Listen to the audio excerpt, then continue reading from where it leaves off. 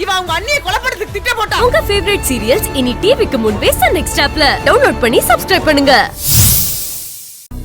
எந்த நேரமா இருந்தாலும் இவகிட்ட கேட்கலாம், உடனே வந்து செஞ்சு கொடுத்துருவா. ஏதோ ஹோட்டல்ல ஆர்டர் பண்ற மாதிரி ஆளுக்கு டிஃபரெண்டா வேற கேட்கலாம், எது வேணா கேட்கலாம். இவகிட்ட கேட்ட உடனே செஞ்சு தந்துருவான்னு அவ்வளவு பழக்கி வச்சிருக்க.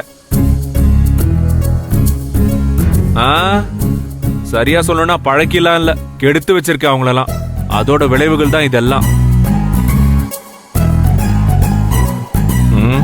என்ன பாக்குற? கரெக்ட் தானே? என்ன அதுல ஒண்ணும் தப்பில்லையே. சார், நான் என் வேலையை தானே சார் செஞ்சேன், அதுக்குன்னு சும்மாவா இருக்க முடியும்? நந்தினி, ஆனா மத்தவங்க எல்லாருமே சோம்பேறியா உட்கார்ந்துகிட்டு ஒரு ஆள்கிட்ட மட்டும் வேலை வாங்குறாங்க. உன்னை எக்ஸ்பெக்ட் பண்றாங்களே அங்க, அதுவும் கண்ணுக்கு தெரியலையா? சார், நீங்க மத்த விஷயத்துல என்னவோ சொல்லுங்க, ஆனா சாப்பாடு விஷயத்துல எல்லாம் இப்படி பார்க்க கூடாது. ஏன்? சாப்பாடு என்ன மாய மாதிரி ஏதாவது செஞ்சு வர வைக்கிறியா? அதுவும் உழைப்பு தானே, அதுவும் பயங்கரமான உழைப்பது. இத பாரு, அவங்களுக்கு தேவையானதெல்லாம் அவங்க செஞ்சு பழகட்டும்.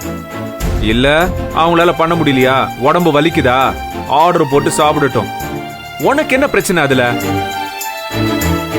இத பாரு, பேசாம அமைதியா வா நந்தினி, சொல்லிட்டேன். இனிமே கிச்சன் பக்கம் உன்னை பார்த்தேன். என்ன? ஒன்னும் இல்ல, பேச கூடாதுன்னு சொல்லிட்டீங்களே.